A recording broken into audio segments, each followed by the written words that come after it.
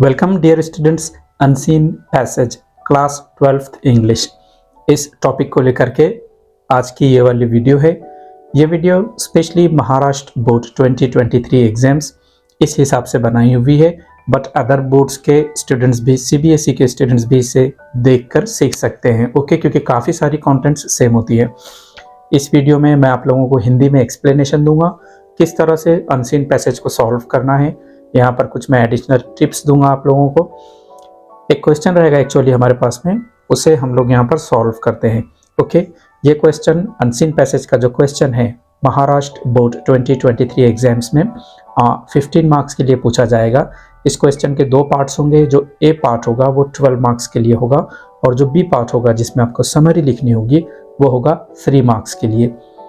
हम लोग कह सकते हैं कि अनसीन पैसेज ये वाला क्वेश्चन आपको 15 मार्क्स के लिए होगा। कैसे सॉल्व करना है वो देखते हैं हम लोग।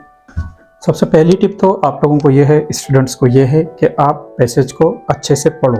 ओके, कुछ स्टूडेंट्स को मैंने देखा हूँ कि वो पहले क्वेश्चंस पढ़ते हैं और फिर पैसेज की तरफ आते हैं। ये रॉन्ग मेथड है। आप लोगों ने क्या करना है, पहले पैसेज पढ़ना है। ठीक है, तो क्वेश्चन किस टाइप का होगा ये देखिए। क्वेश्चन ऐसे होगा, read the following passage and answer the questions below. 12 marks के लिए ये पैसेज होगा। अब ये देखिए, टॉपिक को आप लोगों ने ऐसे पढ़ना है कि वो आपके समझ में आए। पूरा समझ में आएगा ऐसे ज़रूरी नहीं है, जितना समझ में आ गया उतना आप लोगों ने समझ लेना है। Okay, mobiles are a wonderful invention. कि मोबाइल्स काफ़ी बढ़िया इन्वेंशन है। One can call, browse the internet, send और receive money and store a world of information in it. कोई भी क्या कर सकता है, फ़ोन पर बात कर सकता है, इंटरनेट को ब्राउज कर सकता है, पैसे को मंगा सकता है, भेज सकता है, और काफ़ी सारी इंफॉर्मेशन मोबाइल्स पर रख सकता है। Okay, and this is just the beginning of an endless list of mobile uses. और ये तो सिर्फ एक शुरुआत है। मोबाइल के जो यूजेस हैं उनकी काफ़ी सारे यूजेस हैं मोबाइल्स के। Friends, there are millions of apps available at play store where we can get apps of our need. तो फ्रेंड्स, कई सारी ऐसी ऐप्स हैं जो अवेलेबल हैं प्ले स्टोर पर, और हम अपनी ज़रूरत के हिसाब से, अपनी नीड के अकॉर्डिंग उन ऐप्स को ले सकते हैं। Every app has unique features and uses. Her app में कुछ स्पेशल फीचर्स होते हैं, कुछ यूजेस होते हैं उसके। But like a lot of other inventions it has its demerits as well. लेकिन मोबाइल्स, इसके केवल फ़ायदे हैं ऐसा नहीं है, कई सारे इसके डिमेरिट्स हैं। डिमेरिट्स हैं यानी कि नेगेटिव पॉइंट्स हैं, इसकी खराबी है। Today a lot of people spend hours and hours on mobile. आज के पीरियड में अगर देखें तो कई सारे ऐसे लोग हैं जो घंटों मोबाइल पर गुजार देते हैं। They watch what is useless for them. वो ऐसी चीज़ें देखते हैं जो बिल्कुल यूजलेस है, बेकार है, फालतू है। And they play games which are not beneficial at all. और वो ऐसे गेम्स खेलते हैं जिनका कोई खास बेनिफिट है नहीं, फ़ायदा नहीं है। Remember, mobile battery will get charged. याद रखो, बैटरी डिस्चार्ज हुई तो आप उसे चार्ज कर लोगे। Data will be recharged. अगर आपका इंटरनेट पैक ख़त्म हो गया तो आप उसे रिचार्ज कर लोगे, but you will not get your precious time back.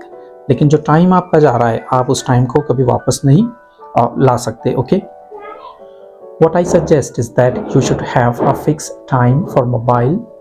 मैं ये कहूँगा कि आप क्या करो, मोबाइल के लिए एक फिक्स टाइम रखो।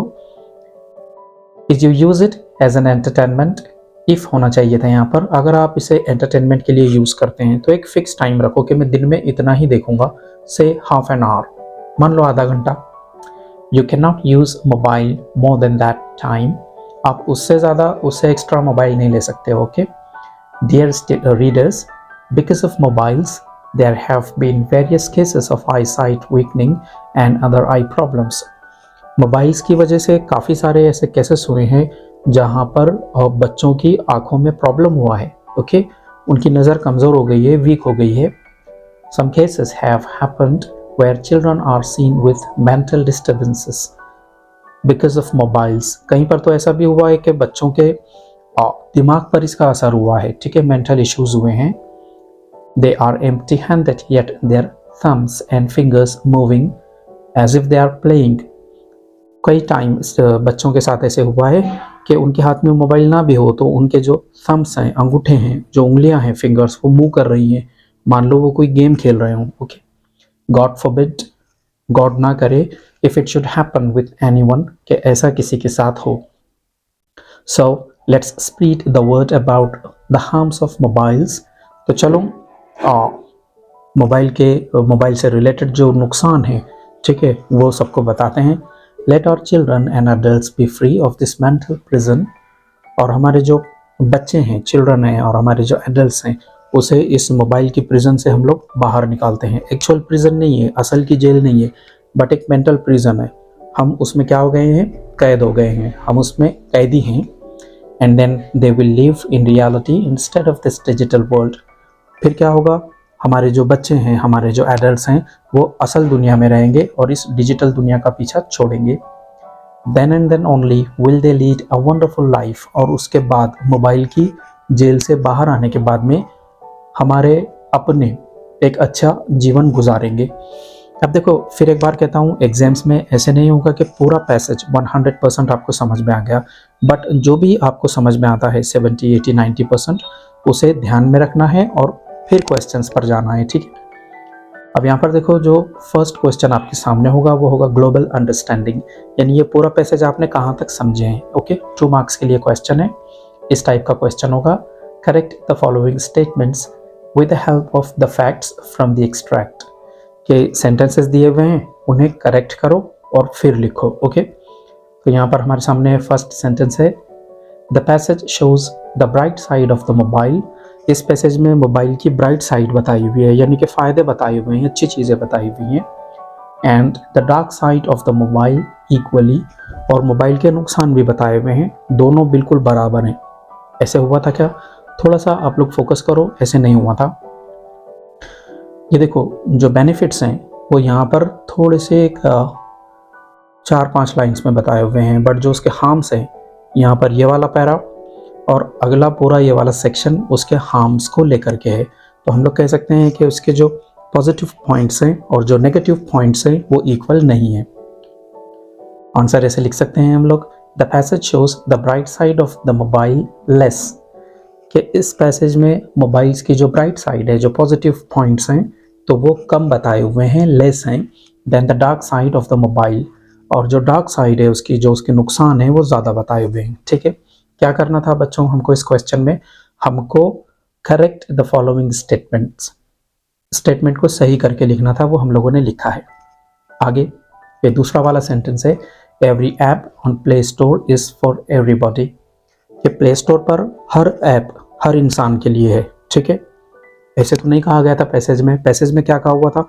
ढेर सारी ऐप्स हैं, उसमें से कुछ ऐप्स कुछ लोगों के लिए है, यानी हर बंदे की अपनी ज़रूरत के हिसाब से ऐप्स हैं।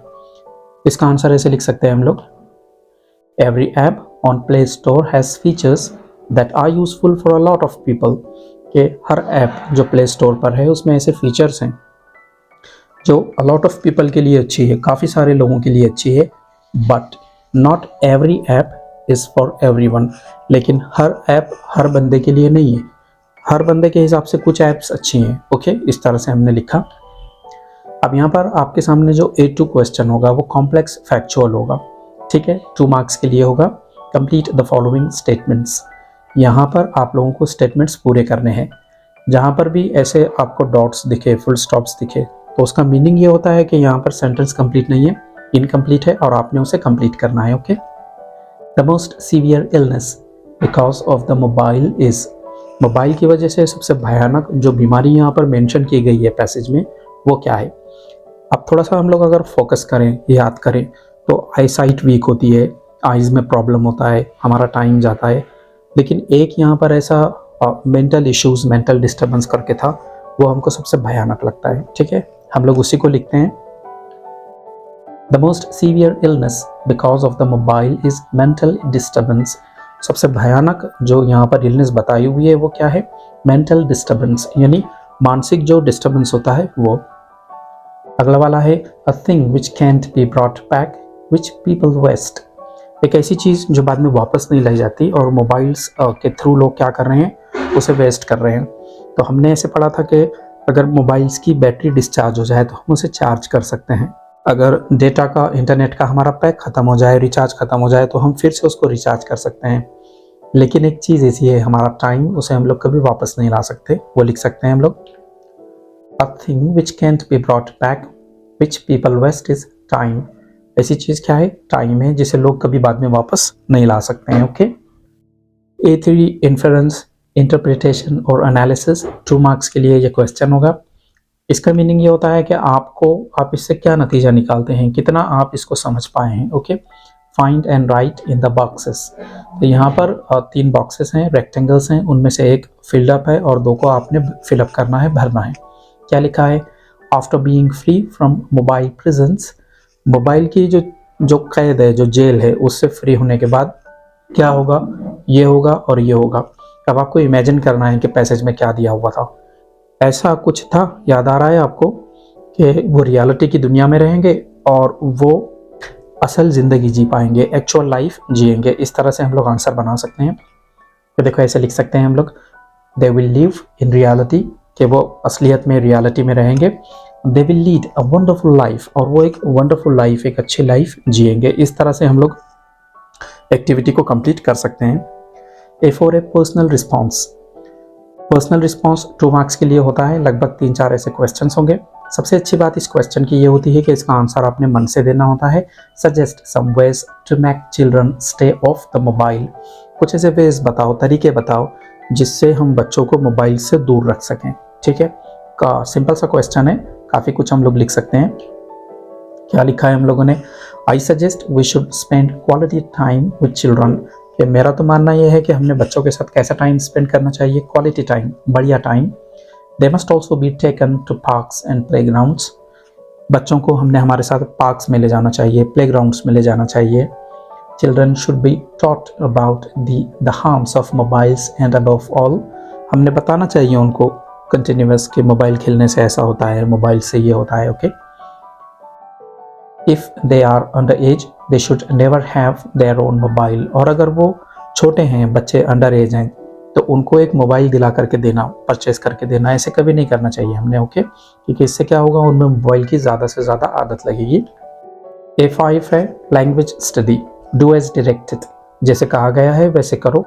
2 मार्क्स के लिए है। तो जो फर्स्ट क्वेश्चन है, इट हैज़ डिमेरिट्स, इसके नुकसान हैं। डिमेरिट्स यानी नेगेटिव पॉइंट्स।